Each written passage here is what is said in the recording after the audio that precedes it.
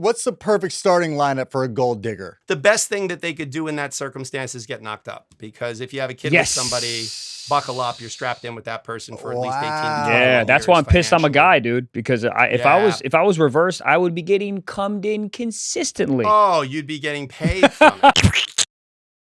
After we're done with this interview, I'm going to have you step aside out of all this. I'm going to take a screenshot of all of these books so I can use it for my Zoom backgrounds. Because you look... It's a great idea. And make you look like a scholarly, learned fellow. Anytime I watch the news, which is never, but anytime I'm watching the news and there's someone that's talking with no books behind them, I'm like, get the off the screen. I don't want to see your idiot kid and your nanny coming by and scooping your kid out of frame. I don't want to see that. I want to see books that you for sure didn't read, and we know that you chat GPT everything. First question. What I think is actually cooler is when people have books, and I find myself like wanting to scroll in and see what the books are, and then the books are just some shit you should not be proud of having on the shelf behind you. Yes. Like, someone's like a purported, PhD in psychology, and you look at it and you're like, that's the Da Vinci Code by Dan Brown. Like, who the hell? Like, why do you have 50 Shades of Grey? That's Clifford the Big Red Dog. Operating manual for a Toshiba fax machine from 1990. Yeah, those I still have.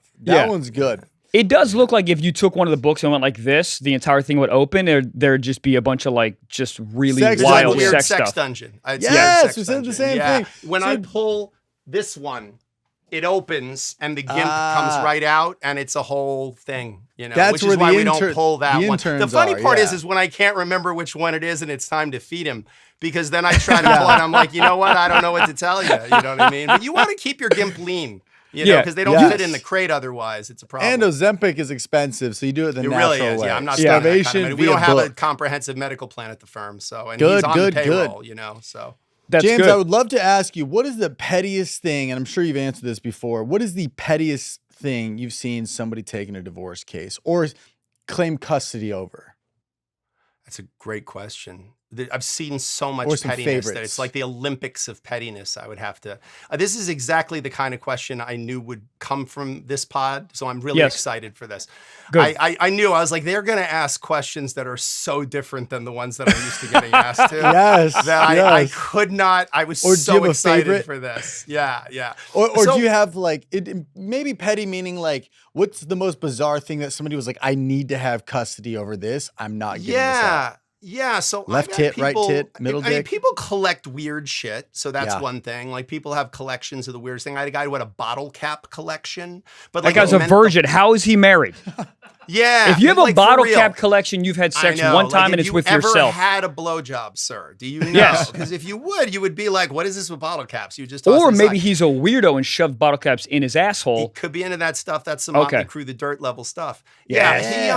He definitely was a weird one. I've had people that weaponize weird things. Like I've had pet custody is a big thing right now, where people, like. Sometimes you have two people, they both love the dog more than they loved each other, so they're having a genuine fight about it. But more often than not, the dog can't talk and tell you who's a good parent and who's not. Yeah, who's trying to put peanut butter on their body parts and do weird stuff. Yes. So what sometimes people do though is they're so petty that they don't actually like or want the dog, but they know how much this other person wants the dog. So they're just like, oh no, I want the dog. I love the dog. And the person's like, you hate the dog. And it really just is that's why, like, it's that like opportunity to just stick your ex, so that happens a lot. So who decides the dog owner? Is it like whoever the dog's name is in? Like, is it a car payment? How does it work? You know what? It's really funny. So it used to be, I've been practicing 25 years and 25 years ago, dogs were what we call chattel in the law. So a dog and a toaster oven were considered the same thing. Like dogs were considered like any other item of personal property. So like if you killed someone's dog, you owed them the reasonable value of the dog, like the sale value of the dog. So like I had cases where a judge would say, all right, if you guys can't figure out what to do with the dog, we'll order the dog to be sold and the proceeds divided. Dude, that's like a biblical story. I know, you cut the dog in half? Yeah. I know. And that's you'd be surprised how quick people can settle their stuff when they get told that. But what happened a few years ago is a couple of forward-thinking judges changed the standard to like a best interests of the dog standard. And I've actually done full-scale dog custody trials. Because let me tell you something, you practice in New York City, and now that marriage equality is legal, if there is reincarnation in my next life, I want to be the small toy dog owned by two gay men who live in Chelsea. Yes. Because there is no greater life. There is no greater life. There is no two people Just who hope will they don't own give peanut butter. more money without the peanut butter, maybe. But they would give.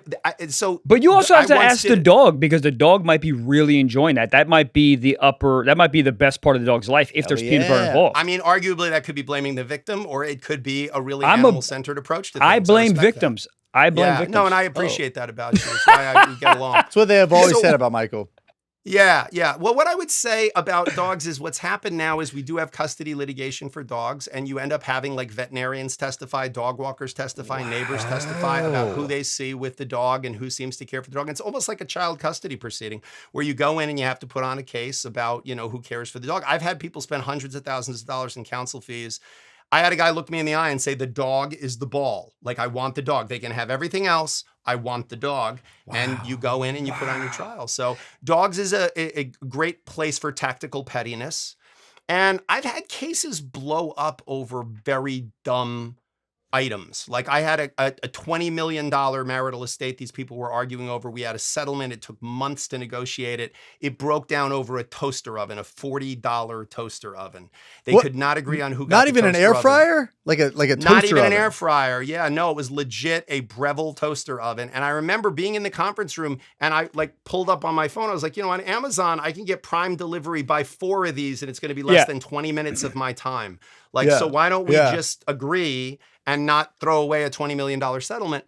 And ultimately, it just became like the thing to hit the other person over the head with. It's not about the pasta. Like, it's not about the toaster oven. It's about what's underneath it, which is the opportunity to hit someone who you once loved over the head with something that is going to hit them. What's their soft target? But see, when I hear that, my first question is, what's inside the toaster oven? Because it might not just be a toaster oven. There might be like a $14 million like Pokemon card that we don't know about. Could be like a toaster oven? Yeah. I have to tell you, are you sure you didn't go to law school? Because your brain works in the really fucked up way that lawyer last brain name's works. Blaustein. You get it. Yeah.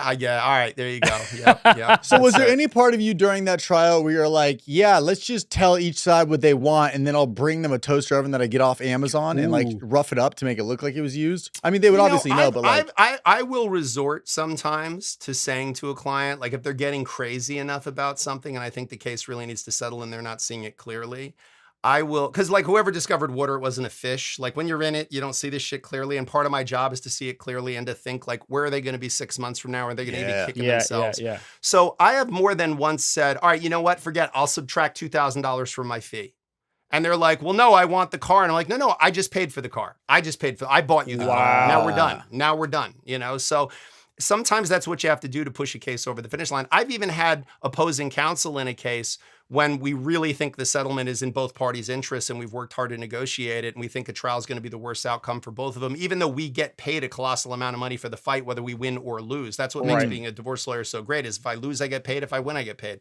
So we will sometimes collaboratively, the two lawyers just go, you know what? Screw it. You take $5,000 off your bill. I'll take $5,000 off my bill. It's got a bow on it. Let's go fucking home. That's fucking awesome. Is that the only degree of law where you win no matter what? I mean, it's among them. Or take money for the most part? It's among them. Like, it's in personal injury cases, you only get paid if you win. You get a third of the recovery. In criminal cases, there's sort of an incentive unless you have a white-collar practice, like a mobbed-up family that you represent. Most people that commit interesting crimes don't have a lot of money, and the people that commit interesting crimes and have a lot of money don't usually do it more than once, except maybe Diddy. So you really find yourself kind of having to get new cases all the time. In divorce law, that one of the best things about it is there's a constant stream of new business coming in. And you get paid the same whether you win or lose. And you even have, to some degree, a plausible deniability. Because if you win, you're like, I'm the greatest lawyer alive. I just won you your case. And if you lose, you go, that judge, I can't believe the judge got it wrong. Or the couple. You're like, it's the couple's fault. Whatever. Yeah, a microwave, you dumb. Yeah. So exactly. when they approach you, are they approaching you as the couple or is it either the husband or the wife? No, individually. Yeah. There's what we call material adverse interest. So you couldn't give both people advice. What do you Even like in like a prenup where women? theoretically these two people like each other more than the other 8 billion other options in the world, they have what's called potentially adverse interest. So as a lawyer, you can't give advice to both sides of a transaction that's even potentially adversarial. Goddamn. Ladies and gents, Michael Blaustein will be yelling about feet where I will tell you. November 6th through the 8th, Salt Lake City. 4 out of the 6 shows already sold out. We already added 1, so go get tickets. November 20th, I'll be in Fort Lauderdale. November 21st, we added a show in Tampa, so go get tickets before you cannot. November 22nd, sold out. I love you. November 23rd, Jacksonville, my hometown. And Minneapolis. Where I drank breast milk. Oh, yeah. Minneapolis, we added a show December 3rd, on sale now. December 5th, Madison. December 6th, Chicago. December 19th to the 20th, Stanford. And then we will announce the tour. 2026. Guys, I love you. Blockcomedy.com, blockcomedy.com. TrevorWalls.com, biggest show of my lifetime in my hometown, New York City. I'm at the Beacon, November 8th. Yes, guys, you are. This is the most beautiful venue I think I've ever, one of the most iconic, if not the most iconic venue I've ever performed. It's incredible, dude. Listen, I wanted to take a bigger swing. Last year I did Town Hall, and that was freaking awesome and sold out. And I told my agents, they wanted me back at Town Hall. I said, no, let's go bigger. Yeah. Let's go Beacon. I wanted to go bigger, so let's freaking do it, dude. November 8th, tickets are moving and grooving. Front all sold out. So go to TrevorWalls.com to get those remaining balcony tickets. Then I'm just going to fire through some dates for 2025. Boise just added a new show. December 7th, added a late show. December 12th through the 14th, those are the makeup dates for Dayton, Ohio. There's Dayton, Ohio, December 12th through the 14th. Then we got the Ryman in Nashville, January 8th. Louisville, January 9th. January 10th, Cleveland, Ohio. And then I'm just going to fire off some dates. Los Angeles at the Wiltern. Holy shit. Ventura County, my actual hometown. January 17th. San Luis Obispo, Bakersfield, Fresno, Oakland, Sacramento, Reno, Austin, Dallas, Tulsa, Oklahoma, and many, many, many more. Go to TrevorWallace.com for tickets. Ladies and gents, this episode is brought to you by our boys at Prize Picks. You and I make decisions every freaking day, but on Prize Picks, being right can get you paid, all right? Don't miss any of the excitement this sports season on Prize Picks, whether you're a football fan, a basketball fan, or a fan of both, like me. It always feels good to be right. Trev, why don't you tell them what Prize Picks is? I mean, it's so freaking simple, dude. Easy. I'm not the biggest sports guy, but I really feel like I am when I'm using Prize Picks. Dude, Yes. It's simple to play. Just pick more or less on at least 2 player stats. If you get your picks right, you could cash in. Prize Picks now offers stacks, dude, okay? Meaning you can pick the same player up to 3 times in the same lineup. All right, one to pick more on Steph Curry's points, 3-pointers, and assists. Oh, well, now you can freaking pick them all right? Only on Prize Picks. What's also sick is you can follow other Prize Picks players directly on the app and copy their lineups in one click. Whether it's a friend, a celebrity partner, or someone whose picks you just like, hit the follow button, check out every lineup they create in the new feed tab on Prize Picks. So join millions of users and sign up for America's #1 fantasy sports app. Download the Prize Picks app today and use code SOCKS to get $50 in lineups after you play your first $5 lineup. That is code SOCKS to get $50 in lineups after you play your first $5 lineup. Prize Picks. It's good to be right. Goddamn. Is that real? I've seen this in movies a bunch where like who's ever divorcing, let's say like the dude is gonna divorce, right? The guy will go to like every big divorce lawyer in the city. Yeah. That's real. And then so you get advice. That was on The Sopranos. Yes. That was on The Sopranos. Yeah. No, that was a thing before it was a thing on The Sopranos. We used to, it's one of the reasons why any of the credible lawyers, other than the fact the only thing we have to sell is our time, it's why we charge consult fees and why the better ones, like my consult fee is $750 because you kind of have to say, okay, if this person's willing to spend $750 to bump me off the case, then it's worth it. But the truth is, like, it's actually a dumb thing to do because if you have a very highly skilled, experienced matrimonial lawyer and you've bumped out everybody quality, so your spouse has to hire like Bob, the real estate lawyer, has no idea what he's doing. He doesn't know what to ask for, what not to ask for. It turns into a shit show of a case. Whereas 2 very experienced lawyers who know each other professionally, like we joke about, we call ourselves the matrimonial mafia to some degree because we are constantly at war with each other in the courtroom, but in real life, we kind of all get along. Like there's no, it's like 2 boxers. You don't really hate each other. You know, you just sort of go, hey, look, our job is to fight with each other. But good ones we'll go in and we'll look at the situation and we'll go, look, you're going to say this, I'm going to say this, then you're going to say this, and I'm going to say this. And we know this judge, the judge is going to be paying half attention to X, Y, and Z. Let's just agree to this and be done with it. And a lot of times we'll settle cases. You know, I've had cases where we could have made millions of dollars in fee over the course of 2 or 3 years of litigation that we settle within like $10,000 of retainer money because we're like, look, we both know what's going to happen here. Let's just get there, you know? So, wow. Are you saying that you are you saying that you would make that choice based on like long term the potential long term money because you know that you'll make more money if you have more cases? Because you're just saying you're essentially foregoing millions of dollars with that one case. So you're saying the long term. This is the kind of gig where you live and die by your reputation, and your reputation with the judges, your reputation with other lawyers, your reputation with the people you've represented, and so you're getting people at a really vulnerable time in their life, and it's the reason why you really have to just have a level of ethics that your client knows, like, look, I'm here for you. I'm fighting for you. Got it. You don't see your best interest right now because you're not seeing this clearly. So I'm here to see it clearly and unemotionally, and I'm telling you this is what's good for you. And a lot of times, you know, you're arguing with your own client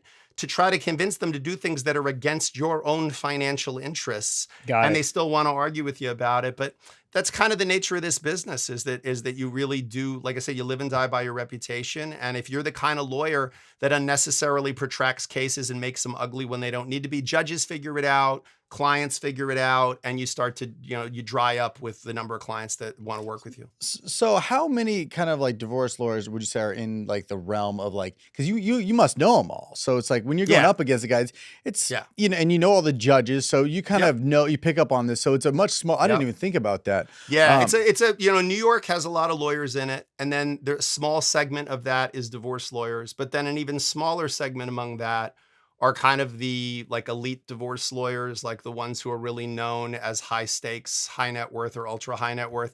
There's probably only about 5 firms that I would say constitute that. That's why we joke it's the matrimonial mafia, because it's like the 5 families.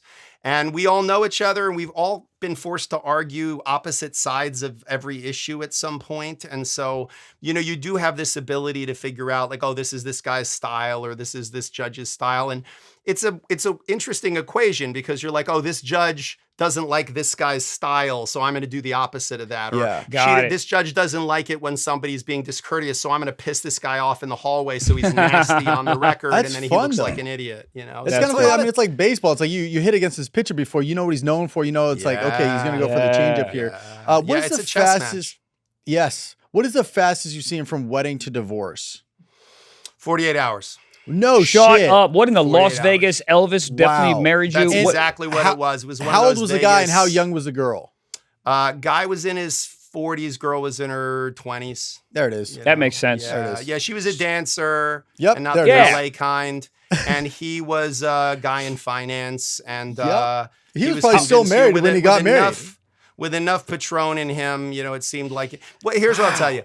The story that starts with, she was a dancer, exotic dancer, and he was a hedge fund guy. Rarely ends with, and here we are 20 years later at our anniversary party. It never ends that way. No. It always turns into something that you'd see on like Lifetime original TV. So how much did he lose in that 48 hours? Very little. Really? Yeah, because there wasn't enough. No, there just wasn't enough time for there to be any marital property accrued. Like, so there are 2 really important guideposts when you're looking at a marriage and a divorce, which is the date you get married and the date one of you files for divorce. So anything that you had prior to the day you got married, I don't even mean the day you move in together, get engaged, sleep together, any of that, the day you legally marry, and the day one of you files for divorce, only the things that you acquire between those 2 posts are really in play as assets. Okay. And so you don't even have time. Like if you've been married a little while, there are some arguments that get made about, well, you had this separate property, but it appreciated in value during the marriage. So that appreciation becomes something we have to quantify and divide. Instead, what it turns into is if you're married for like a hot minute, it's not like anything went up as a function of the marriage. Right. Like if a stock went up, it just went up by chance. It's a passive asset. So got you. So is it fair to say that like maybe somebody who doesn't know that just goes, well, if I marry this man, I get half of his bank account, so I'm just going to divorce him after 48 hours. Oh yeah. Okay. Yeah, no, believe me. Like I represent, you know, the gold digger and I represent the field she's digging in sometimes. Yeah. And I have to tell you, man, I've had I've had a couple of women who came in and were like, oh yeah, like this, they meant it to be like a professional hit. Like, oh, I married him and I've been with him a couple of months and now I'm going to get half of his stuff. And you kind of explain, no, not even vaguely. Damn. The best thing that they could do in that circumstance is get knocked up, because if you have a kid with somebody, buckle up, you're strapped in with that person for at least 18 to 20 Yeah, that's why I'm pissed I'm a guy, dude, because if I was reversed, I would be getting cummed in consistently. Oh, you'd be getting paid from it. You could have, and what you want to do is have a diversity of baby daddies, because what you don't want to do, you don't want to get like half of a half, right? Like you don't want to get, because like there's percentages for child support. So like one kid, you get 17% of his gross income less FICA, 2 kids is 25%, 3 kids 29%, 4 kids is 31%. So that's why we call like the second kid, we jokingly in the industry call that kid the Ocho, because you thought you were going to save the marriage by having another kid, but all you got was 8% more child support. So that's the Ocho. So what's the perfect starting lineup for a gold digger? Goddamn. Good evening. Enter. Is it a hard dong? It's my ding dong and open the door and give me some candy because it's Halloween season. My big, my is hard, and my is ready for some. And you know why? Because I'm freaking chicken. BlueChew. All right, you already freaking knew. BlueChew is the original brand offering chewable tablets for better sex. All right, I'm entering freaking rooms dick first. How about that? Listen, BlueChew is the original brand offering chewable tablets for better sex. Okay, do you want something so hard Jack could climb his own stock on one of these beans? Nope. I popped the BlueChew and now TSA calls me sir before I ever pat down. Add some maps to the main mast. I'm ruining all this audio. My meat and telescope saw God sucks. winked. Blah blah blah. Bless you. Guys, literally, I mean, it's a blessing and a curse, because I can't even do normal SEGGS sex without it. Can't. It's boring. Can't. Because now that I know what's out there, I'm not reaching my potential when I'm not taking BlueChew. That's what I'm saying, dude. It's like, listen, it is. Start your day without a coffee. You could do it if you're an idiot. Yeah, I'm going to get into a car accident on 101. The point is, my dick is hard and it's freaking hard. All right. How about that? Also, it gets delivered right to your door in discreet packaging. Okay. You don't go to the freaking pharmacy and be like, listen, my cock doesn't work. I'm sorry. And a lot of people you listen to right now are like, oh, but I'm 22. My cock doesn't hard. Tell them. What about that round two? What about round two? That's honestly all that matters. Yeah. The first round's great, but if you lay down in the second round, they're like, I didn't know we had it in them. Yes. Pull some else out of your sleeve. It's more of my cock. Yes, Jack on the Beanstalk. So, guys, this isn't just about performance, okay? It's about legacy, all right? Or that third leg, a C. Big dick, all right? Give her group chat something to freaking talk about. You know when you lay it down, all right? They're talking about it, all right? They're calling you hard cock man. That's what they freaking called you. Nothing makes you more of a legend than a little BlueChew. Discover your options at BlueChew.com. And we've got a special deal for our listeners. As always, get your first month of BlueChew free. Just use promo code SOCKS at checkout and pay $5 for shipping. That's it. Join BlueChew's mission to upgrade humanity one thrust at a time. Head to BlueChew.com for details and safety information. And a big thanks to BlueChew for sponsoring the podcast. Bless you. Goddamn. You go you need 3 kids. You want to marry for like a year, 2 years. What's the lineup? I mean, you're only getting 8% more, and it's a diminishing number after 3. So I would say 3 kids is a perfect. That's the trifecta. Yep. You want do triplets count? Triplets would count. Yeah, it's 3 kids. It's the number of bodies. Yeah, there it is. Yeah. See, now you're thinking like a pro here. You're going to get the in vitro. You get a lot of eggs, and boom, you whack out a couple kids. So you're going to do 3 kids. You're going to definitely want to have him start a closely held business, potentially with a significant cash component during the time you're together. So that business itself becomes an asset subject to valuation. You're probably going to want him to have a cash business, because then we can hire experts to come in and like grossly exaggerate how much money he actually makes, because he's not keeping accurate records of it. There's a whole bunch of things you could probably do. Yeah, that would be a solid. Well, except for the whole, threat of imminent violence and death. Other than that, yes. Also, excellent. So I'd like to ask you. I will tell you, mob divorces, because I'm New York, and I've done a couple Staten Island cases. Hey! Jesus Christ. What I will tell you is they're actually the smoothest divorces you've ever seen in your life. Is it because they don't want to because they're all dead? No, nobody wants to screw with anybody. She doesn't want to screw with him because she knows what he's capable of, and he doesn't want to screw with her because she knows where the bodies are buried. Wow. So there's a real... I'll tell you. Are you scared to take that case on before you answer?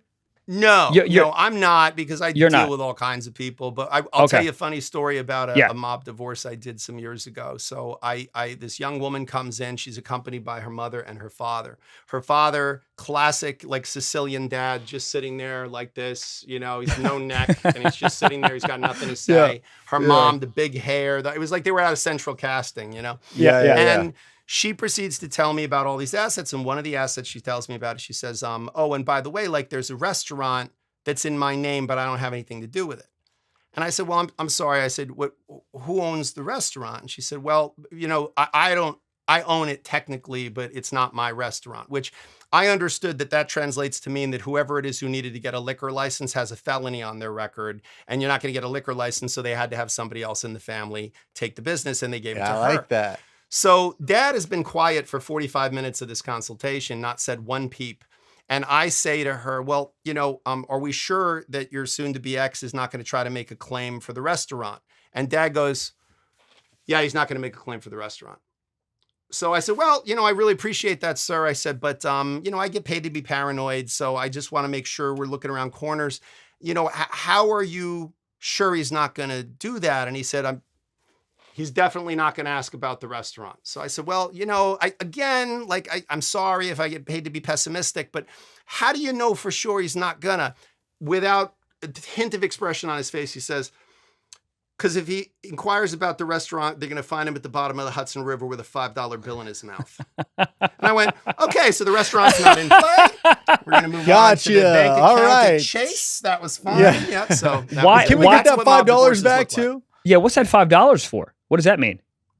I don't know, maybe send a message. I don't know. I'm not mobbed up. That mob shit is so cool. It's like you kill the guy, but here's a tip on top of it. That's mob shit. Yeah, it was like some straight up Departed shit. You know what I mean? Like it was Buffalo really nickels in his pocket. What does that mean? It felt funny. That one felt funny. Yeah. I have a question, and I'm sure you've been asked this a bunch. So it's a two-part question here.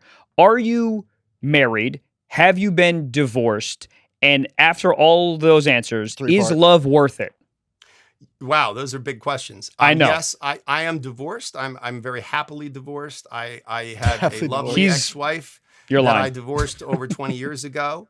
Restaurants in her name. I have 2 kids with her, and they're adults now. They're 26 and 28. They were like 6 and 8 when we divorced, but we managed to have a really friendly co-parenting relationship. We always got along. She's been remarried like 15 years to a great guy. We all get on really well. So I'm like the outlier. I thought you were going to say 15 times.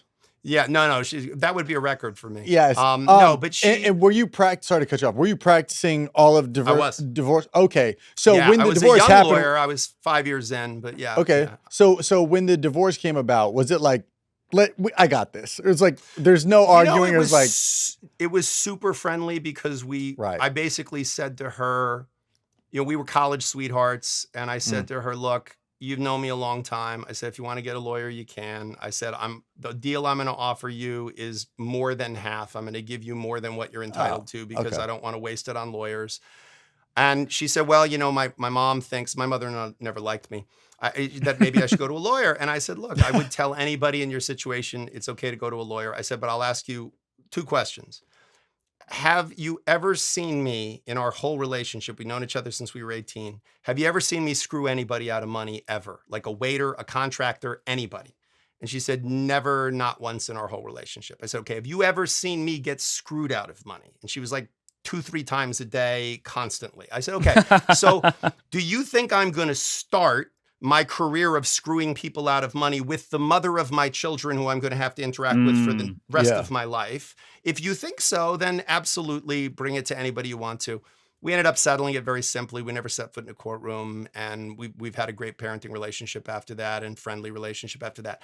Do I believe in love? Yeah, I absolutely. I mean, whenever somebody asks me that, I always think it's funny because I think it's like saying to somebody, like, do you believe in gravity? Like whether you believe in it or not, gravity exists. Like, you don't have to believe in it. You're not going to fall up. Like, I think love is the greatest thing. I think it's, I experience love all the time. I feel love all the time. I know that, there's a lot of people I love that I wouldn't want to be married to.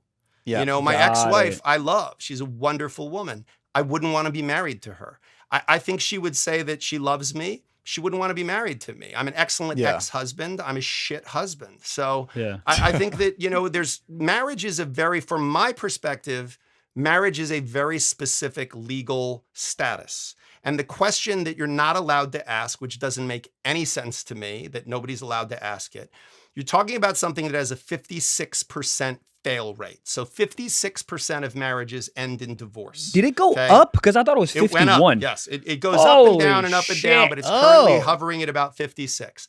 But let's take it a step further. Okay. What percentage stay together unhappily for the kids or because they don't want to give away half their shit? 100. Well, no, but we got 56 end in divorce. So 56 fails and that's it. Yeah. What additional percentage? They don't want to give away half their shit, or they just are like, I'm Irish, I'll stay miserable forever. What percentage? 44%.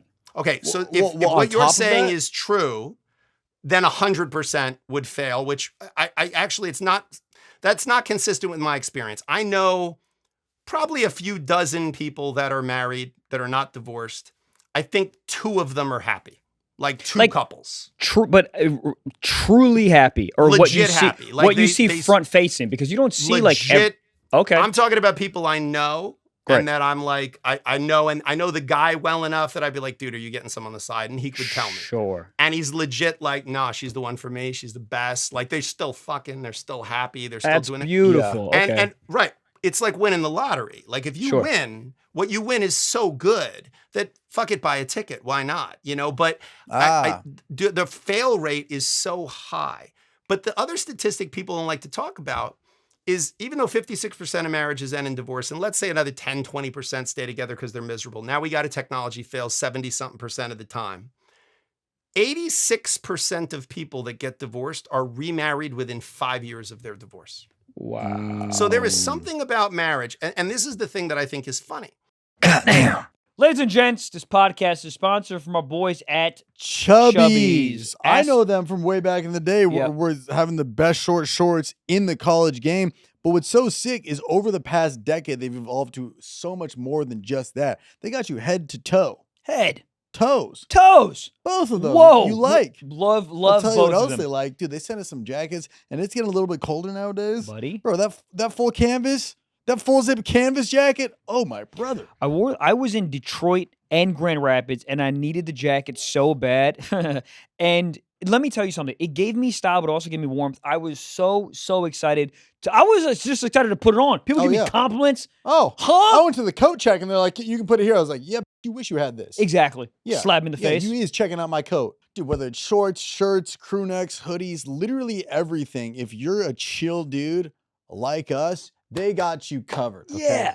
Whether it's long sleeves, collared shirts, pants, shorts, they literally have you covered, literally and physically. Is that the word I'm That's looking a physically. for? That's the word. I have so many pairs of chubby shorts in my house, and now with the winter coming around, I'm so excited to re-up and get cozy this winter. Oh, I got a great one from them. I've worn it before. I have a little, it's got buttons.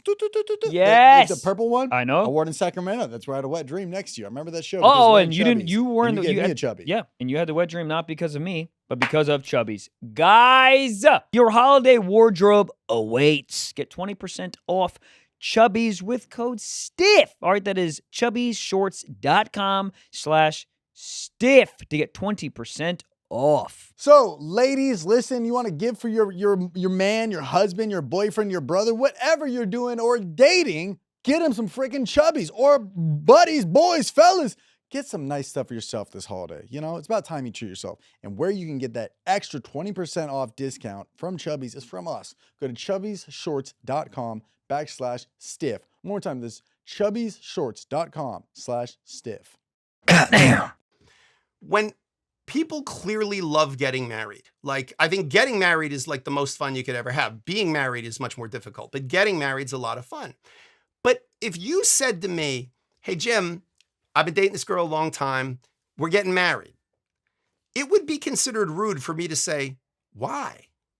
Yeah. Like, why? Why are you getting married? Like, what do you think? What is the problem to which marrying someone is the solution? Because if the answer is, I love her, that's not a reason to marry someone. That's a reason to love someone, maybe even to move in with them. But it's not a reason to marry somebody. If you say, oh, I want security, It doesn't actually provide you any real economic security. If anything, it creates a massive amount of risk. So why are you getting married? And we're living in a society where it is not okay to even ask that question. Yeah. And I think that's absolutely fucking bizarre.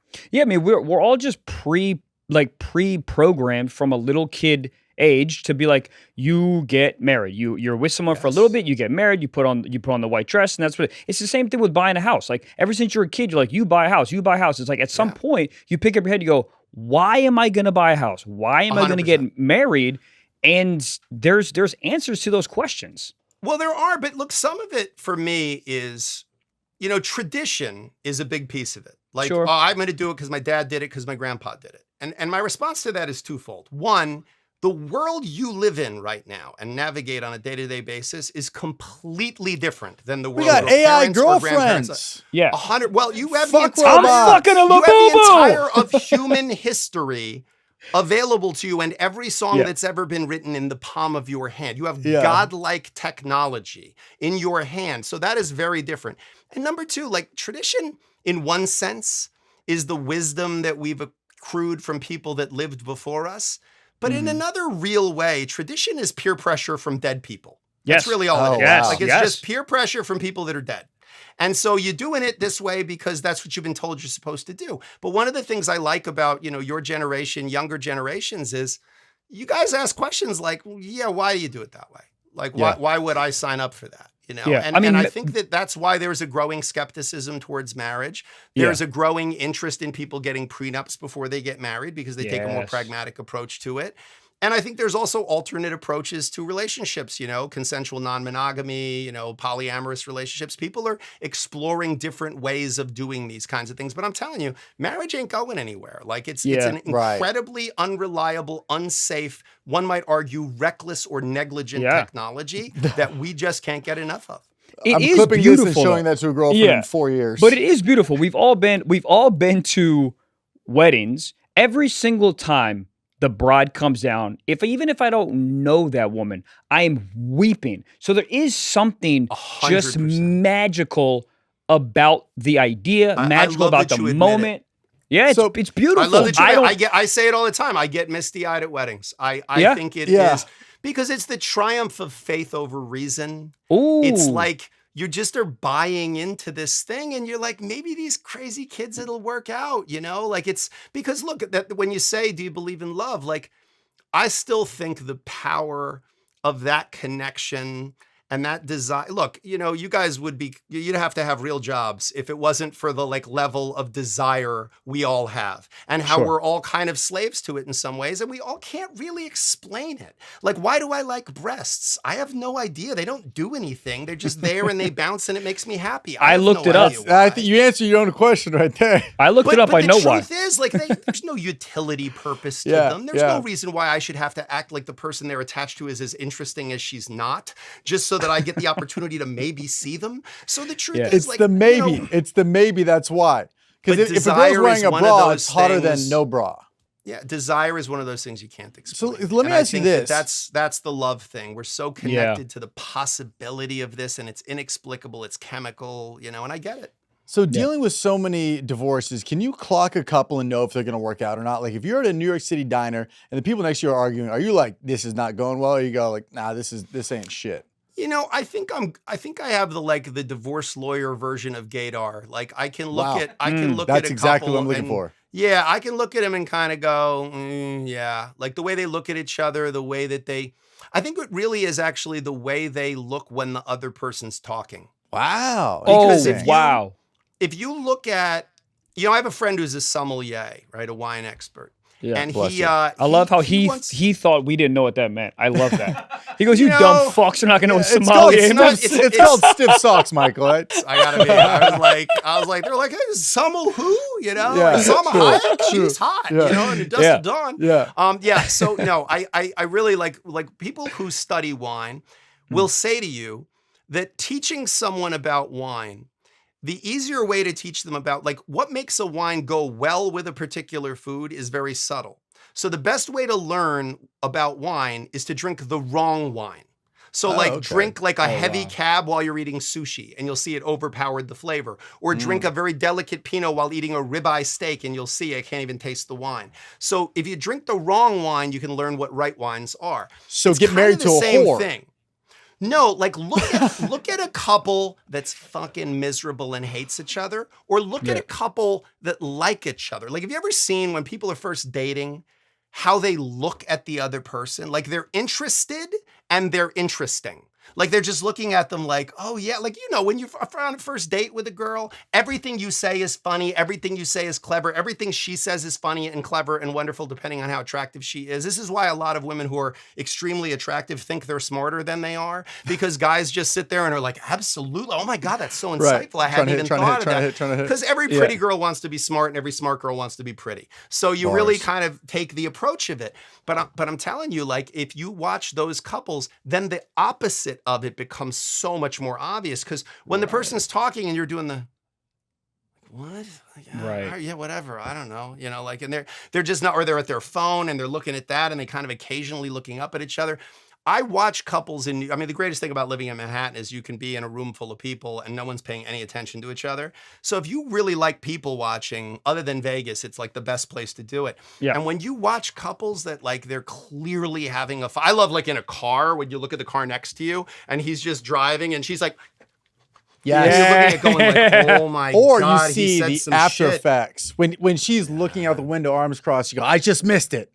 Yeah. Or you see him like when he gets heated and she's just sitting there like this and he's just like, you know, going off at it. I'm like, he is not rapping along with Nas. He is like giving it right now. Dude, we saw a couple recently in Chili's Flex in Chili's where there were two older couples. They must have been like 85. She had no technology. He was sitting across from her with an iPad watching like a World War II documentary in the middle of lunch. And I'm telling you, I looked at it with two different lenses. I was like, that is either the saddest thing or the best thing I've ever seen in my life. You know what I have to tell you, when you're saying that, I thought exactly the same thing. I'm like, that's either the sign of wild disconnection or that is like a really great relationship.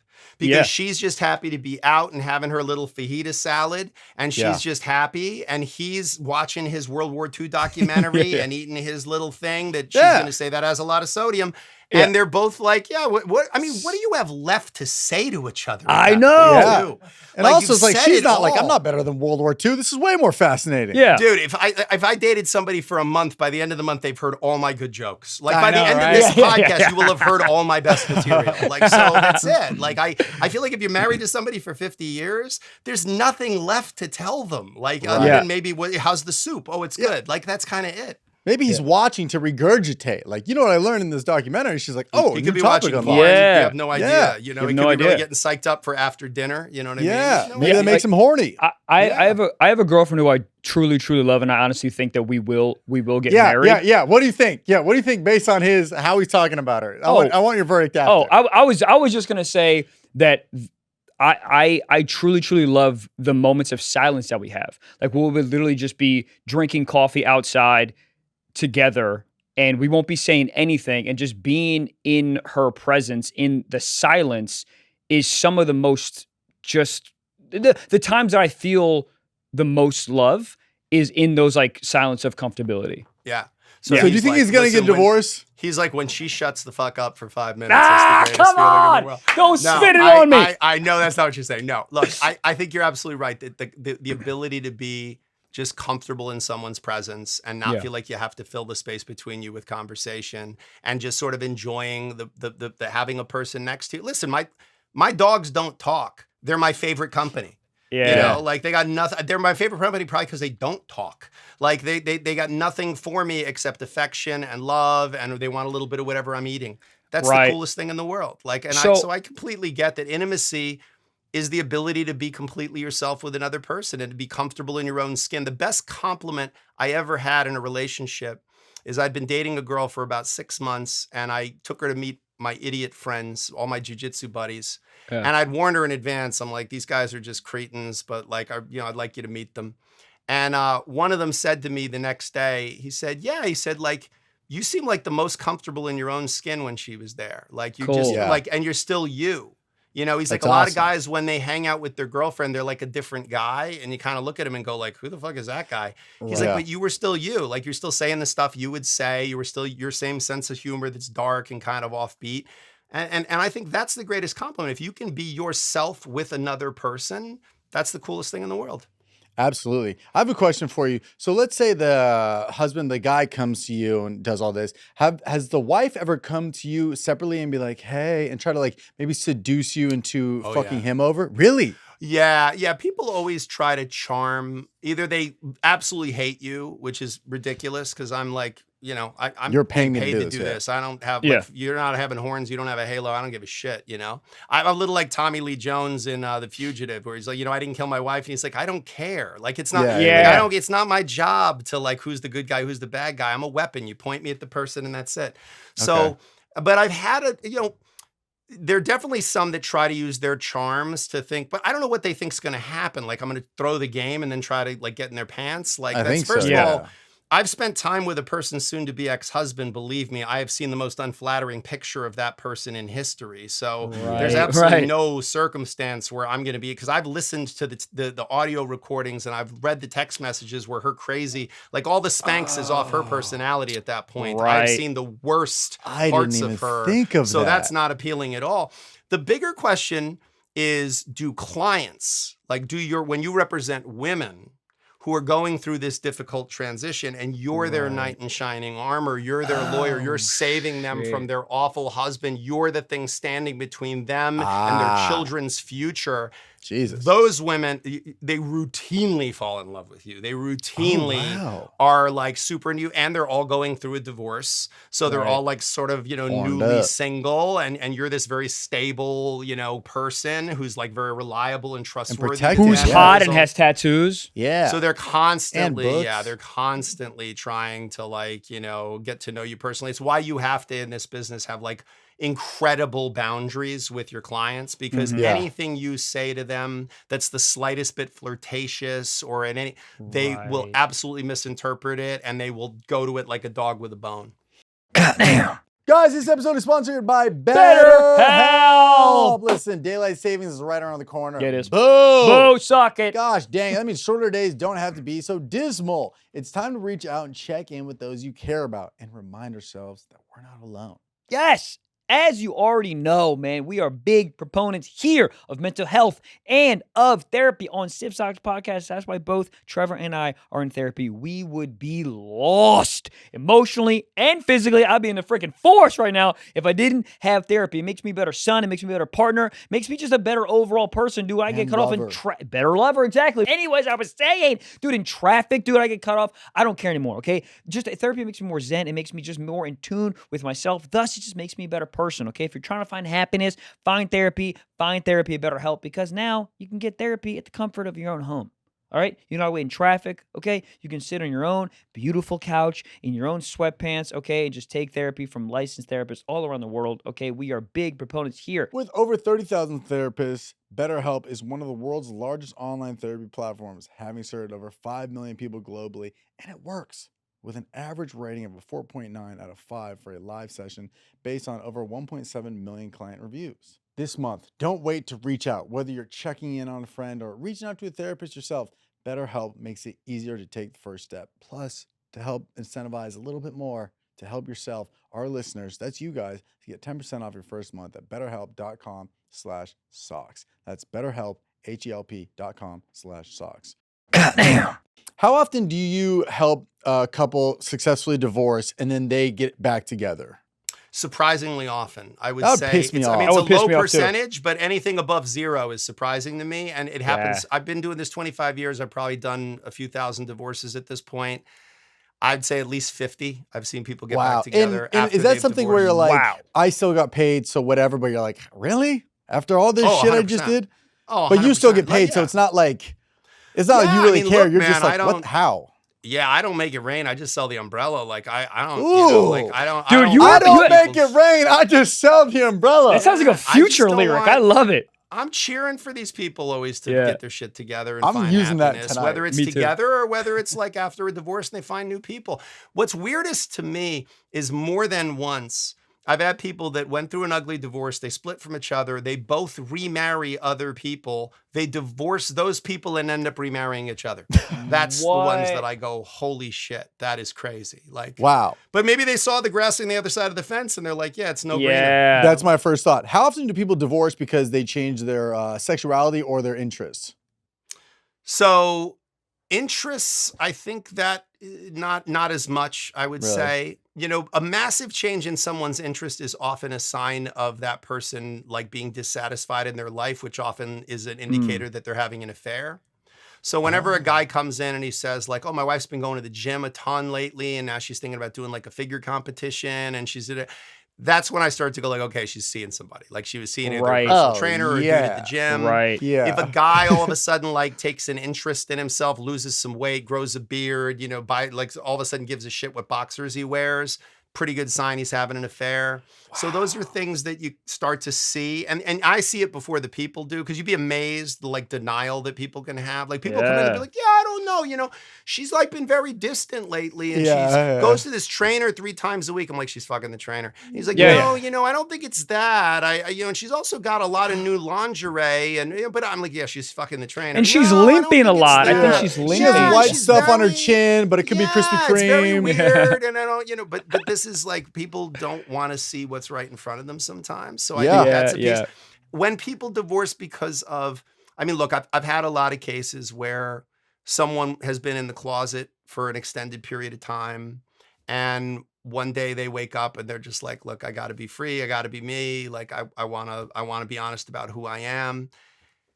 It's surprising to me that those cases sometimes get very ugly because personally, if a woman was with me and said, I'm breaking up with you because I want to find another guy like you, but better than you, that feels like a personal attack a little bit. Yeah. Whereas if a woman was like, I'm leaving you because I've decided I want to have sex with other women, I would be like, well, I don't offer that package. Like, I don't have that equipment, so I'm not going to take that personally. Like, you want something completely different than what I have to offer. Right. So also, can you bring her in the room? Yeah. Right. Well, exactly. Let's figure this out together. Let's throw some baby oil in the mix. We'll figure it out. Bring the gimp out of the bookshelf. Bring everybody. Marriage is a sacrament. We can't break this up, but I don't want you to go without. So I'll hold the camera, whatever it might be. I think that is not how it plays out. The way that it plays out is people feel that they were terribly misled and they get very angry sometimes. And it's interesting because I've weaponized it in a courtroom where I've kind of turned it into this person being homophobic and saying like, oh, well, look, this person has so much hate in their heart. But I don't think it actually has to do with them being homophobic. I think it is that they feel they were betrayed and lied to. Most of the time in those cases, it was because the person was lying to themselves, lying to their family, lying, you know, it was religious or it was some other reason why they felt they couldn't be who they were. I had a case some years ago where a guy came out of the closet at like 68 years old and his kids were all adults and he was living his life as a gay man.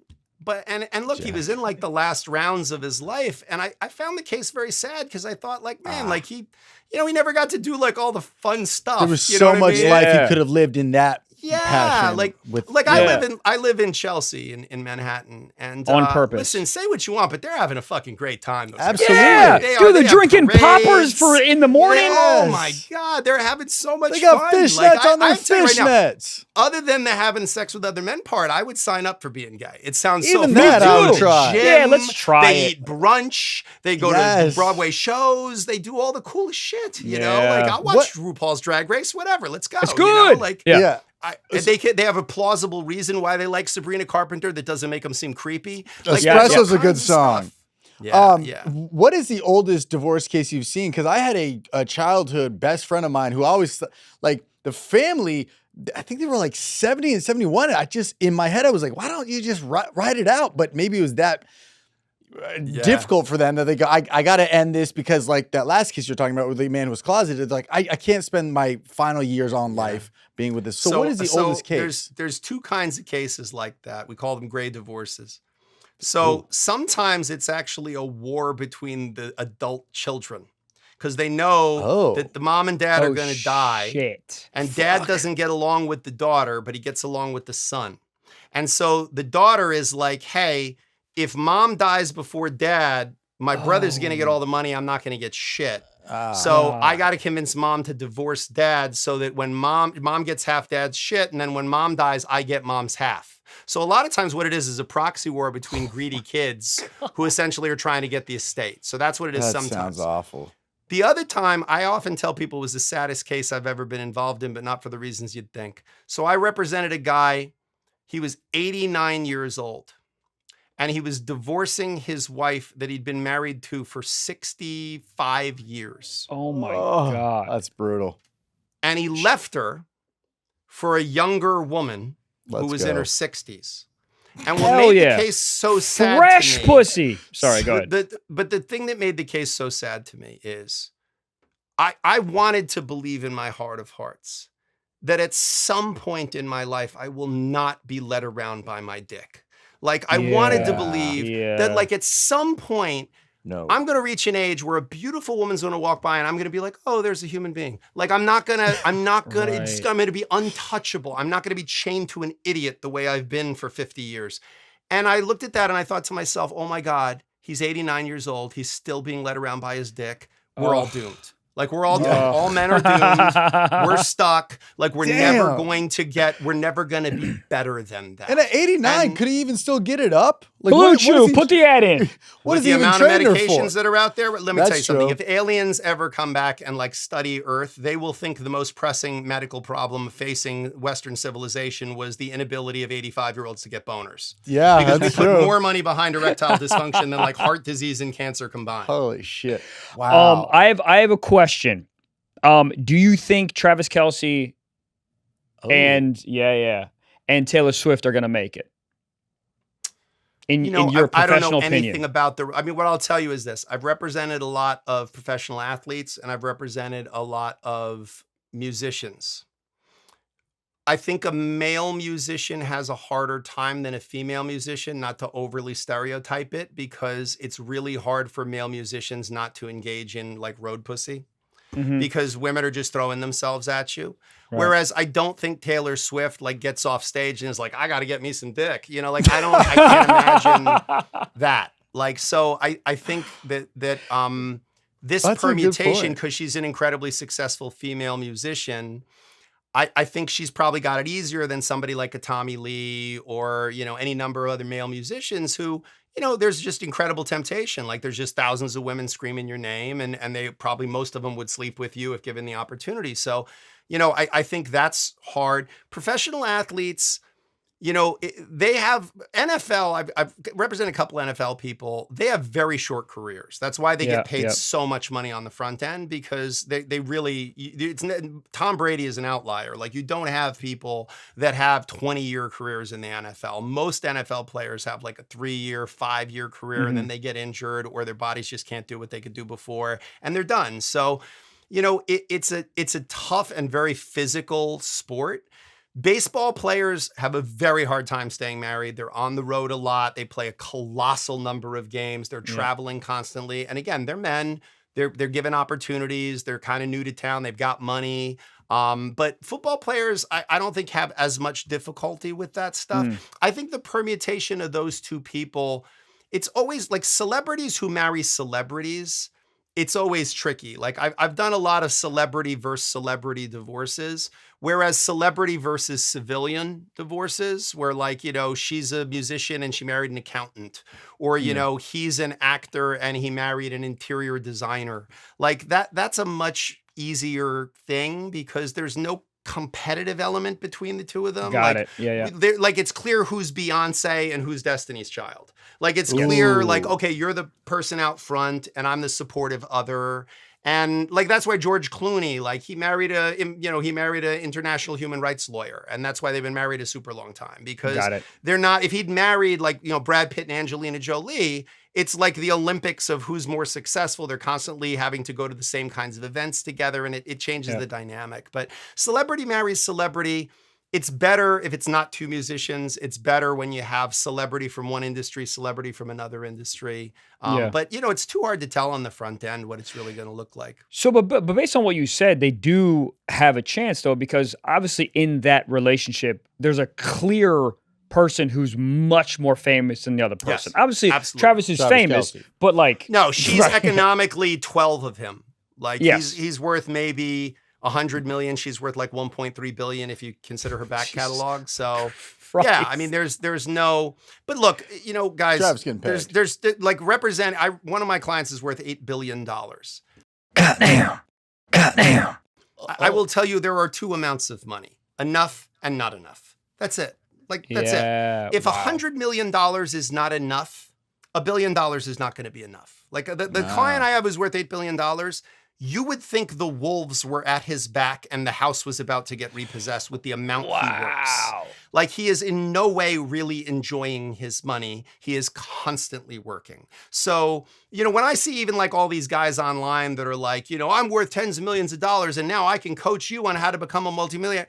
If you were really worth that amount of money, you would be sitting around enjoying that fucking money and not being like, I want to talk to people on the come up and help coach them. Like, that's insane. Like, you wouldn't really do that. Like, the truth is, if you are someone who is really economically successful, it's usually because you're driven because of something other than the money. The money is kind of a way to keep score. But it really, someone like Taylor Swift, someone like he's fanatical about his sport. Like, I will tell you, having represented professional athletes, musicians, actors, the level of dedication you have to your craft to get to that place, like the amount that Travis Kelce has had to sacrifice to get into the NFL, much less stay there, is so incredible. The amount of like shitty bars you have to play at in order to become a discovered musician, and then the travel that is involved. Like, you look at, you know, these people on the red carpet, you don't realize the practical reality of like traveling from city to city every single day. It's planes, trains, automobiles, hotels. It is antagonistic to having any kind of a normal, healthy relationship or family life. So it's not an easy thing to do. But if you're doing it purely for the money, like once you reach a couple $100 million, you have enough money to do whatever it is you want. Your money makes enough money that you could just stop working. You'd be fine. Yeah. So we have a lot of like younger listeners. Obviously, a lot of them are in love. So like, if they are thinking about getting married, what are systems they should put in place? 100% asking themselves. What are systems they should put in place to like lower, you know, the shrap metal if something hits the fan? Yeah. So I think the first thing always, if you're going to get married, definitely have a prenup. Prenups are accessible. They're not just for the wealthy. They're actually better for people on the come up. It's better the way that I parse it to people is every single marriage has a prenup. It's either one that's written by the state and subject to change by the state beyond your control, or it's one that you and the person you allegedly love more than the other 8 billion other options, the two of you write that rule book. Now, I'll tell you something. I've been to the DMV. I have never walked into the DMV and went, oh yeah, these people should be in charge of everything. They've really got their shit together. That's a great perspective. Like, another clip I would show my future wife. Yeah. So look, that's the conversation. Like when guys say to me, like, how do I talk about a prenup? I go, oh no, you have a prenup. Like you have a prenup. If you get married, you have a prenup. It's just one that was written by the state. And unlike other contracts, they can change it without your permission. Because, and look, I don't care if you're on the left or on the right or in the disgruntled middle, everybody has reasons to be distrustful of letting the government make major decisions in their life. Yeah. So if there's a rule set that's going to govern a game you're about to play, a game that involves your money, your time, your children, all these most important things in your life, are you really going to trust that to the government? A government that you haven't even met yet, a government from 10 years from now or 15 years from now. That's insane. So you're going to let them write your prenup and change your prenup. No, you should write your prenup. It's your relationship, should be your rules. So, you know, I got involved some years ago in trying to democratize prenups. You know, I created a website called trustedprenup.com where we basically tried to democratize prenups. We used AI. We fed hundreds of prenups that I've drafted for clients, whether they're billionaires or whether they're people on the come up. We fed it into an AI and we basically said, look, create basically a prenup that will be functional in all 50 states that will be accessible to people, because lawyers were charging, 15, 20 grand for a prenup because the kind of people that were coming in and getting prenups were wealthy. And you could come in and say, oh yeah, you could kind of charge them whatever they would afford and they didn't blink at it. So we tried to democratize prenups and create a platform where people could come in and they could just, get a prenup that suits their needs, creates a rule set. Again, simple, yours, mine, ours. If it's in my name, whether an asset or liability, it's mine. If it's your name, it's yours, asset or liability. If it's in joint names, we split it 50-50. Piece of cake, done. If everybody who got married had one of those, I would have to get a real job because it would make divorces so much easier and so much less expensive. Yeah. But the truth is, most people don't do that. And the reason why is because they don't want to have an uncomfortable conversation. Yes. And that's what it is. Like, I mean, you guys are young. I will tell you the same things I said to my sons when they were, in their late teens and early 20s. I said, look, learn how to disappoint a woman. Like, it's one of the most valuable things a man can learn. Like, learn how to disappoint a woman a little so you don't disappoint her massively in the long term. Because there are times where, you kind of just like, whoever said happy wife, happy life, like, I should pay that guy dividends for how many marriages he fucked up. Because it really shouldn't be that. It should be happy spouse, happy house. It should be like, look, find a symbiosis between the two of you. And the way to do that is to be in a relationship where you can say, you know what, babe, like, I really want to like hang out with my buddies tonight. I want to go and do like fantasy sports thing, or I want to go whatever with them, and be able to, even if she goes, oh, I thought we were going to watch the Charlie Sheen documentary, you'd be like, babe, I really want to do that with you. And I'd love to do it like tomorrow or this weekend. But like tonight, I just kind of feel like I want to hang out with the guys. And maybe she's a little disappointed. But what you've established is like an authenticity. And now there's not resentment between the two of you. And now she might feel more comfortable saying to you like, hey, I was thinking I might want to go to visit with my mom this weekend. Maybe you come, and you kind of go, well, she was cool with me about that. I'll go with her with that. And that's the economy of a good relationship. Like, you think we want to go antiquing? No, but it's like, hey, listen, if you did my dumb shit I wanted you to do, I'll do your dumb shit. And that's part of how it works. So I think that having uncomfortable conversations and learning how to do that and learning how to maybe disappoint your partner a little by being authentic is one of the best skills anybody can learn. And it's just because of prenup, it would come off that the other person does, just assuming isn't going to work. It's like, hey, well, we should talk about prenup. Oh, so you don't think we're going to be married forever? Is that where kind of that thought here's comes what I'll tell from? you. If I got in a car with you and I put on my seatbelt, would you go, oh, you don't think I'm a good driver? Like Some girlfriends I know in the past would have done that. What's that about? Like the truth is, like, look, of course I hope this is going to work out. Why the fuck would I marry you if I didn't think it was going to work out? Like, just to shut you up? Like, no, I think this is going to work. But 56% of marriages end in divorce. Like, first of all, every marriage ends. Sorry to break that to you. Every marriage ends. It ends in death or divorce, but every marriage ends. And it's one of those weird, it's like the only thing in the world where you say, I hope this ends in death. You hope your marriage ends in death. But the chances of it ending in divorce are higher than the chances of it ending in death. So the way I think guys should be parsing it to the women in their lives when they're talking about prenups, aside from saying, look, every marriage has a prenup, it's either the government or the two of us that write the rules. The other thing I think you should be mindful of is it's hard to feel loved if you don't feel safe. And I think both people in a relationship should feel safe.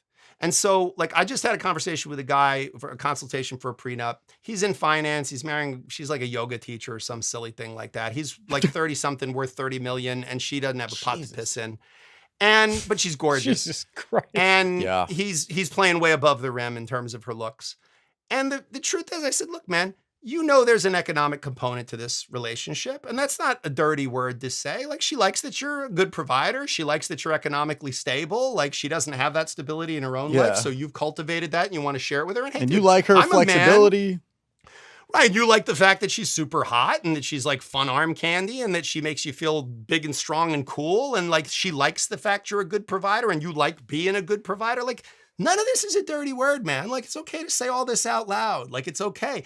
But you both have a right to feel safe. So you have a right to say to her, look, I want to be generous. I want to make sure you feel safe and secure, but I don't want to be completely taken advantage of if we split up. And by the way, she's saying, look, I want to be secure. I want to make sure I have a future, but maybe I'm not entitled to 100% of everything you acquired before we met. Maybe we can come up with a number that I'm going to feel comfortable with. And I think if you can have that conversation, see, we've made it like a dirty word for people to acknowledge that marriage or any relationship is an economy. Like, it's an economy. Like, an economy is just the exchange of value. How many bananas for how many coconuts, right? Because like, if it was how many bananas for how many bananas, there's no fucking need to have an economy. Like, you both got bananas, just be happy. So if it's a trade, like how many bananas is worth how many coconuts, that's all that this is. Like, okay, you're going to give me sex and your attention and your affection. I'm going to make sure your bills are paid. I'm going to keep you safe. what are those things worth? How do you quantify that financially? It's not possible, right? Because to different people, it might be worth different things. Like I know guys that are like, oh my God, I love this girl. She's like got her own career. She's got her own stuff. I don't think that's the slightest bit necessary or attractive in a relationship. Like that's not like something that I'd be like, oh my God, she's so dreamy. She's, she has a job where she makes a lot of money. That's not attractive to me. Right. What's more interesting to me is if a woman is supportive, if she's, nurturing, if she's cool, if she's sexy. And by the way, I don't think it's bad if a woman says, hey, I really like that guy because he makes me feel safe, or he's like a really good provider and he's very take charge.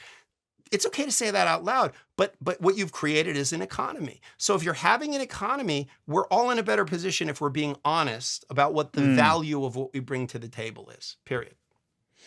Wow. Yeah, I mean, I think that whole like societal stigma has just made it the most uncomfortable conversation to have because we're not even allowed to say that type of stuff. But we all know that for the most part, that is what's happening. But society 100%. Has deemed it this like ugly thing to talk about. But see, the only way to get away from that, it's really like, look, one of the things that I like about the younger generations now is that you guys have normalized a bunch of shit that when I was a very young man was like such a big deal. Like it was such a big deal if somebody was gay or a lesbian. It was such a big deal if, like if a guy wasn't like hyper masculine and super into football, like, or he had like any kind of an emotional vocabulary, like Sabrina Carpenter. I don't, like there really like was all of these rules that kind of didn't make any sense, And so, or even being in therapy. Like there was a time where if somebody said like, oh, I was talking to my therapist and everyone's like, oh shit, they're crazy. It turns out. The psych ward, whereas now people constantly are like, oh yeah, I was talking to my therapist about that and they had a good point. And everybody kind of is like, oh cool, because we've normalized that. And I actually don't think we're poorer for that. I think we're better off. So I think having conversations about, look, relationships are an economy. You give me value, I give you value. What is wrong with saying that out loud? Like that's one of the things about when you represent people who are in like adult film or sex workers, like they're very quick to be able to say like, yeah, of course, this is an economy. Like we've economized desire. Like, this is, people want to see this. We want to provide them that service and we want to get paid. Like this is a perfectly acceptable thing to do. And we recognize that there's a distinction between sex and love. And there's a difference between intimate sex with a person who you love very much and sex that you do on film or sex that you're doing with someone you have no emotional connection to. We all know that's true. So why do we have to persist in this uncomfortable, dishonest fiction, pretending that it's not? Because it's not successful. Like it's not saving our marriages or making us feel closer, or it's not accomplishing any of that. Maybe it's time that we try something different and we approach it differently. I couldn't love that more. I couldn't love like on this show and obviously in our personal lives, we preach like this like honesty like element that I think is like the biggest key factor into making a relationship work is just being fully transparent. And it's so fucking hard for people because there is that uncomfortability factor. Well, take it personal. Right, exactly.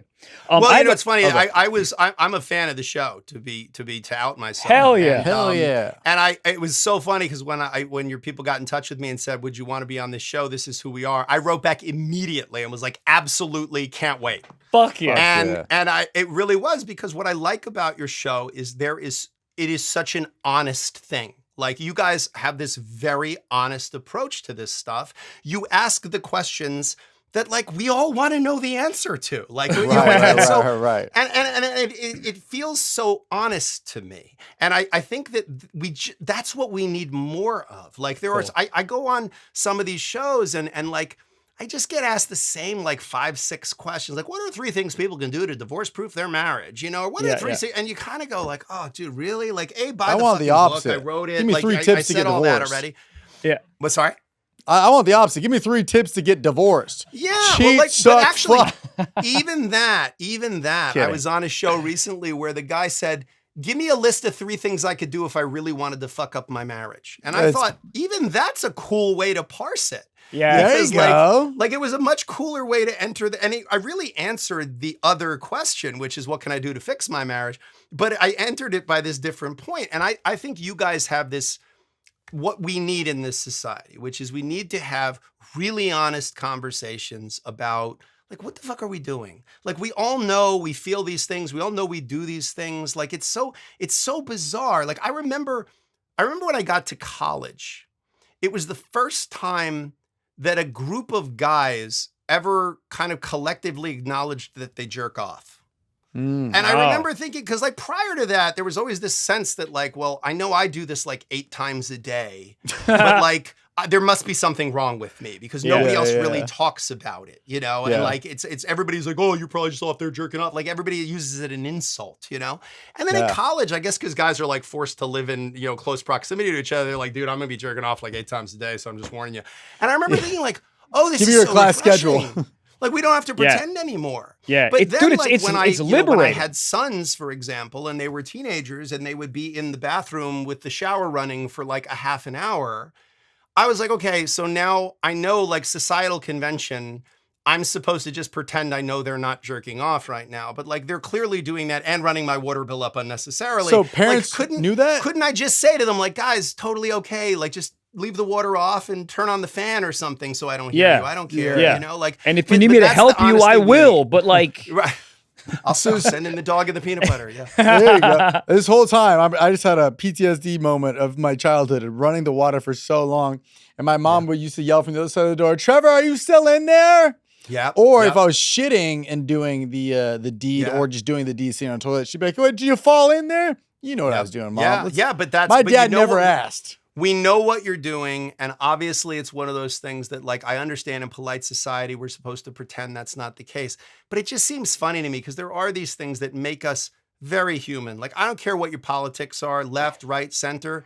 If you're a guy, you jerk off. Like, I get it. Like, that's like that. Like, it brings us all together. Like, there's so many things that just bring us all together, and those are the things that we just pretend we're not allowed to say out loud, and that seems very bizarre to me. I think there's something very honest and real and human about saying those quiet things out loud.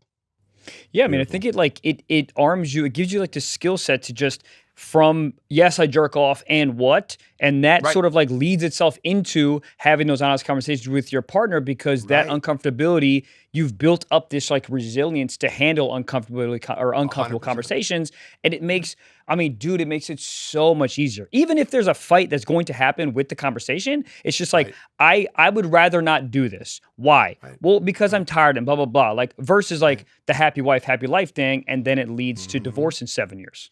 Yeah, it leads to resentment. And it leads to, look, anybody who's ever been in a relationship for more than 6 months knows, like, you're sitting there and you're having a conversation or a disagreement about like what's the best way to get from this, you know, from your house to this particular restaurant, what road's the best one to take, and 5 minutes later it's like, you know, I never liked your mother, and you're like, what the fuck, like, where did, like, how long you had that in the chamber, like, what the fuck was that, like, and because what it is we just let this stuff build up. We don't talk about it. We don't say it out loud.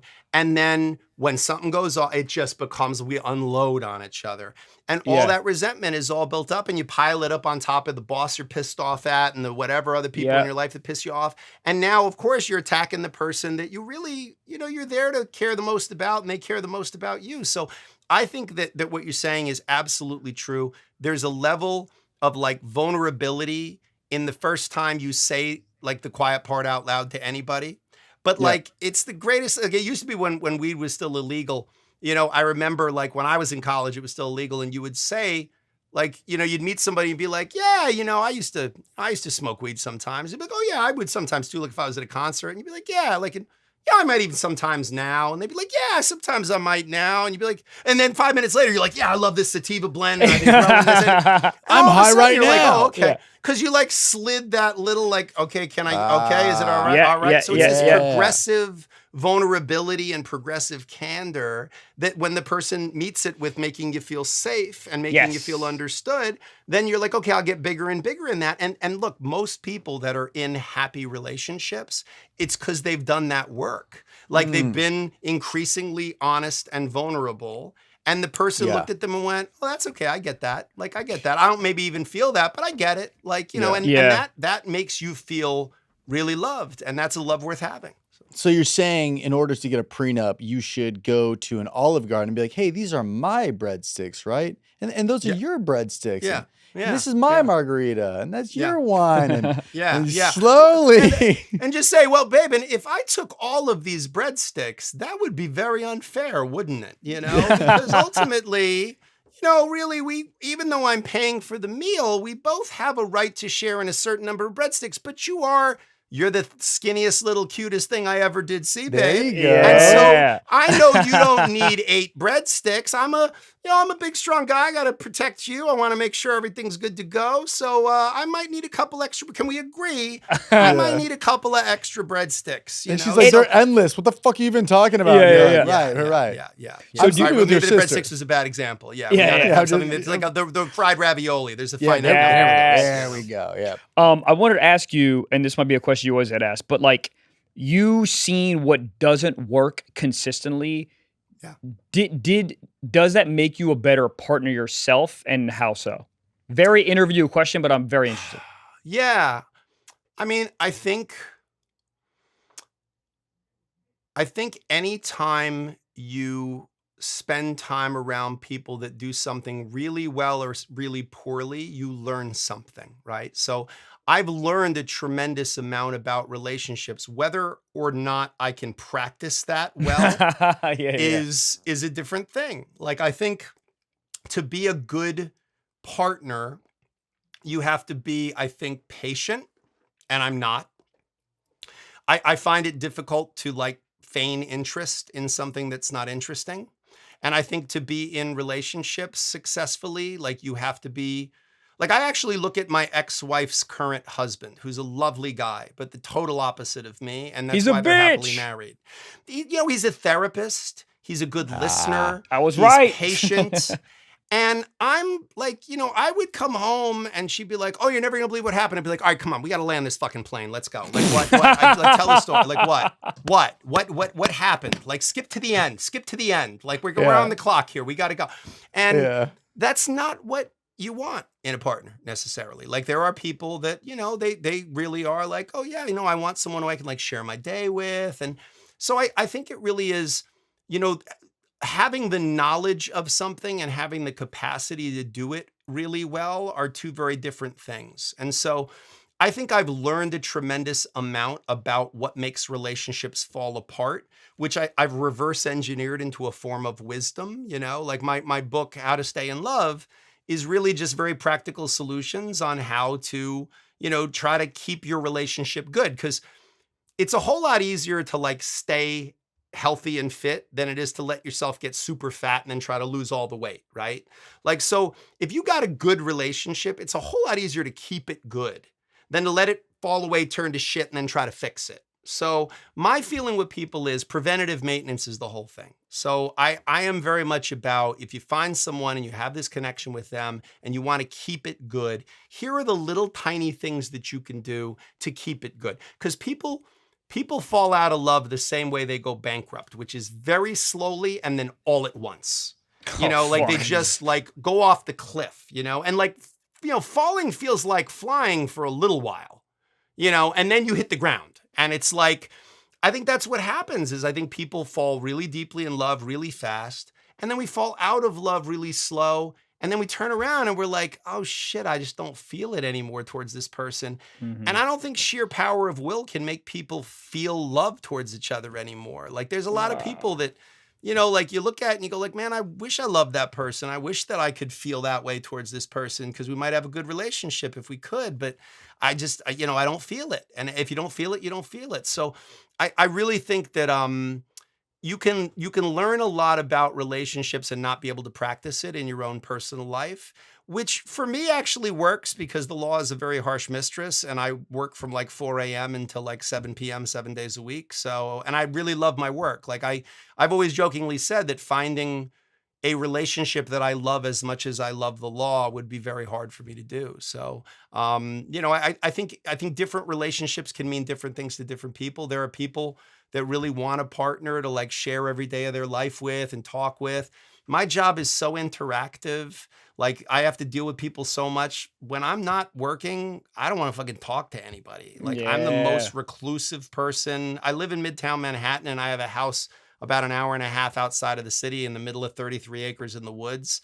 And on the weekends, that's where I go. And I don't want to fucking talk to anybody. I just like to be out there in the quiet, you know, and then I get back to the forward facing character. Fuck, I got to call my girlfriend immediately. You got to disappoint her immediately. Disappoint her slowly. You got to disappoint her a little. You know? Babe, I ate your peanut butter cups and hang up. Yeah. Just hang up. Yeah. Just do just that little maintenance thing you were talking about. It's like that you find a good thing and you want to do those small adjustments are easier than looking back and being like, oh fuck. 100%, man. Yeah. And the shit I'm talking about too, like, you know, I get some flack when I say things like this, but like, if you sent your girlfriend a text in the middle of the day that just says, hey, babe, I was just thinking of you. Or like, hey, you know, last night was so much fun hanging out with you. I have the prettiest girl in the whole world. Like, that is the equivalent of her sending you nudes. Yeah. Like, for real. Yeah, and like, I know. That is the female equivalent of receiving nudes. It legit is. Those are emotional nudes. It is emotional nudes. Like, if you sent her a text and said, you know, oh, I was in Starbucks and this song came on and made me think of you, and you send her whatever romantic song on Spotify, let me tell you something. Like, it's the equivalent of her sending you a message saying, I can't wait to blow you when you get home. Like, you're just going, oh my God, I hit the line. Like, and so like, but for real, what does it take to send that text message? It takes fuck all. It costs nothing. It takes 30 seconds of your life. And yet, and by the way, you love your girlfriend. Like, you've been very open about that, very honest about that. So like, why not? Like, why wouldn't you leave her a little Post-it note with a little heart and the two of your initials on? What does it take? 30 seconds? Yeah. And by the way, it's not even like anybody can make fun of you for it because she's the only one who's going to see it. Yeah. You know, so like you like legit, it's one of those things that there's so little to do it. And when you're first dating somebody and you're kind of trying to close the deal, you do stuff like that. But then you kind of get into a rhythm of a relationship and you're like, you know, I don't really have to do that anymore. But like, you never had to do it. Like, but it was a thing you did and it made it. And by the way, I think that can feed the right spiral because I think relationships go wrong in the reverse of that spiral. Because it's like, you know, I'll tell you a quick story. I had a client who, there's a chapter in my book where I talk about it, where I'd been a lot of miles with this woman, very attractive young woman, successful, 2 kids, getting divorced, ugly divorce. We were going through this ugly trial and we're sitting outside the courtroom and, you know, we got to know each other over time. And I said to her, you know, was there like a moment when you realized that the marriage was like over, like just done?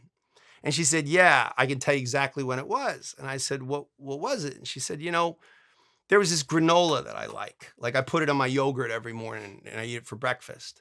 She's like, and they only sell it at like this one Whole Foods.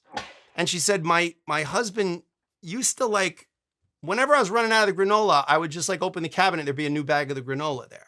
She's like, and it always just made me feel like very loved, like that he noticed that, because he didn't eat the granola, I did. She's like, but he just always like, I didn't have to ask him. He didn't like ask for credit for it. Like he would just notice and he would put the granola in there.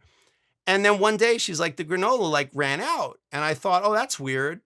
She's like, so I left it because I was like, oh, maybe he just didn't notice yet. She's like, and like a week went by and he didn't replace the granola. And I thought, oh shit, like I think this thing might be going down. Oh, and I thought, man, like that's so, like it's such a little thing, but it was like the thing that made her feel seen and loved. Yeah. So I said to her, was there anything like that you used to do for him?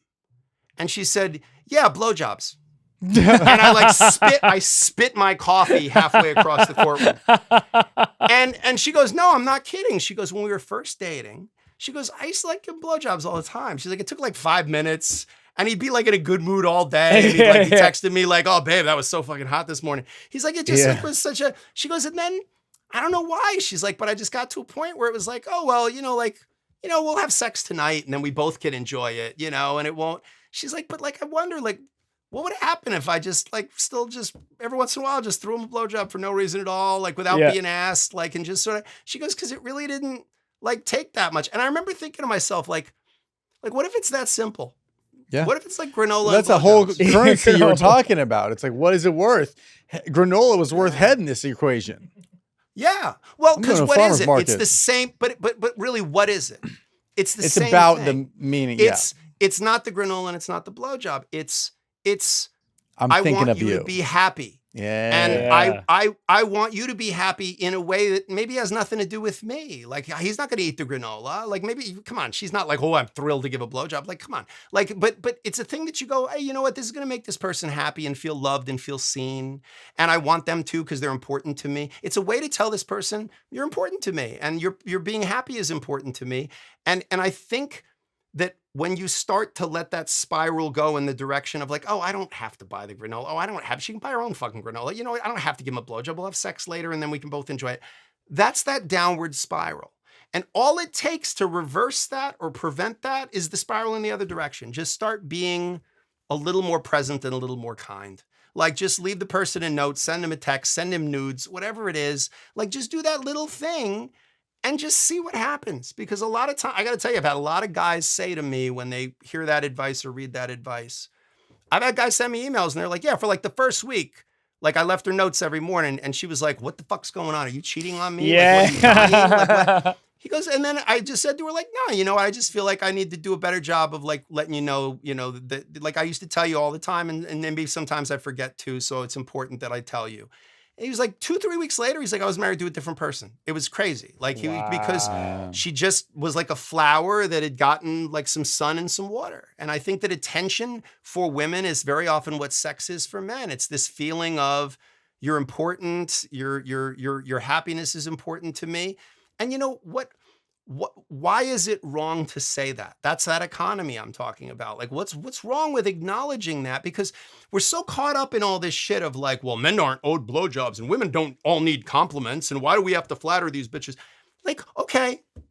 So we can all be fucking miserable then. Like, is that what we're looking for here? Because if the goal, like the truth is, you know, a world where women are flailing is not a world where men are thriving. And a world where men are flailing is not a world where women are like thriving. We fucking need each other, guys. Like we just do. Like we're stuck with each other and we need each other. So why don't we just be honest and say, hey, we kind of want and need different things sometimes, but it's the same core emotion that's underneath it. So let's just give each other more of that and keep you fucking people out of my office. You know? Buddy, it's so beautiful. It's like you're everything you're saying about love is so true and truthful. It's like I forget that I'm even talking to a divorce lawyer. You know? I know. People say it to me all the time. But that's what's great about you got the duality, or you got both sides of it. You're like, hey, I can either keep you guys in love, or if shit's not working.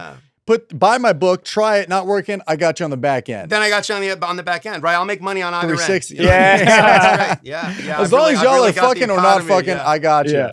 Exactly. I don't want to take so much of your time, but I do have one more question though. There is that like relationship thing that's been happening in the last like maybe 10 years or 15 years, sorry, like where women are becoming much more career driven, much more successful. Yeah. And so, you know, that whole thing about, I don't know if it's completely factual, but sort of how women date up and men date down. And now there's this whole effect. Exactly. Now there's this whole issue where these very, very sexual women are not finding the up because there's not too much up. It's like, it's not there. Where do they go from there? And I guess just what's your general take on this whole relationship issue? I mean, it matches up with my observation as a divorce lawyer. Like, what's funny is I'm not a psychologist. I'm not a statistician. I am reporting to you from the trenches down here with my fucking nose in it. So, like, I'm telling you what I see. So people can theorize all they want about the world they wish they lived in or what's fair or I'm telling you reality. Like, I'm telling you what's sitting in the chair across from me, the arguments I'm advancing on behalf of women and on behalf of men. I represent both. And I will tell you that, there is a tremendous economic advantage, of course, to women's ascent in the economic marketplace. I mean, there were tremendous disadvantages to women being so economically impaired in the workplace. Yeah. We have now, like everything in this culture, we treat dandruff with decapitation. Like we just go so far in the other fucking direction. So now we've kneecapped men somewhat completely. And we've said to women, like, everything you do is amazing. You're a girl boss. You're the greatest. You have to be beautiful and funny and smart and successful economically. And you should be a mother and you should be a what? And it's like we put a burden on them that is, there are a lot of women that don't want to be married and have kids. And there are a lot of women that are like, I want to be married and have kids, and I don't want to fucking go be a CEO of a company. Like, that's totally uninteresting to me. But we've created a world where neither of those women feels comfortable saying that. Wow. Like, neither of those women feels comfortable because they're going to get pilloried. If they go, well, I'm a CEO, there's going to be a woman in the comments going like, yeah, but do you have a family and do you have kids? Like, and if you say, I'm a mom and I've got kids, like, yeah, but like you don't have any economic potential whatsoever and you're completely under your husband's thumb. So I think that it's created not only a discontent in women because they're trying to be all of these things. And it's really, I can't imagine trying to be all those things. Like for men can get away with saying like, yeah, I'm the primary breadwinner. Like if I said to you, yeah, you know what? I'm a slave to my career. When I got divorced, I saw my kids once a week for dinner and every other weekend. And that was kind of the most I could give because I was so focused on my career. You'd be like, yeah, he's a good dad. He's a good provider, good guy, Whereas if a woman was like, oh yeah, the kids live with their dad because I really don't have time in my career, you'd be like, what the fuck is wrong with her? Yeah. Like, holy cow. Because so it's unfair to women, that standard. We've created a world where they're just discontent all the time. And men, I think, are flailing and trying to figure out like, okay, what value do I bring? Because if a woman says, yeah, I'm a great wage earner and I'm super charismatic and I'm a caregiver and I can protect myself. And okay, well then what the fuck do you need me? You just became the man you were looking for. Right. So why would you want me? Like we want to be needed and wanted. That's part of a relationship is that like, I can't learn everything I need to know about myself from myself. Like I want someone to see my blind spots. I want someone to compliment me. I want polarity. I'm brash. I want someone who's going to be a little more reserved. I'm loud. I want someone who's going to calm me a little bit. Like I'm driven by career. I want someone who's going to tell me, hey, put your head down and rest for 5 minutes. I need someone to help me with that. So why can't we acknowledge that? I think what's happening is it's creating a tremendous amount of difficulty to find partners. And then once you find them, it's creating, along with a lot of other technological innovations. Like I think the bigger problem that we're facing right now is that we're just inundated on social media with curated images of everybody else's lives. And we're watching everyone's greatest hits while we live our gag reel. Yeah. And when you think about when you look at your phone and you look at your social media, it is never when you're actually having a wonderful time and everything's good. It's when you're fucking bored or lonely. So you're totally vulnerable. And what are you doing? You're sitting on the toilet or you're sitting on the bus and you're looking at this fucking thing and you're looking at everybody's greatest hits and you're looking at everybody's filtered, wonderful, curated version of their life. And how could you feel anything but that your life sucks and it's not as good as everybody else's and your relationship isn't as good as anybody else's and your job's not as good as anybody else's and no matter how successful you are, you're not as successful as that other guy. And so I think that's the thing that's really poisoning us.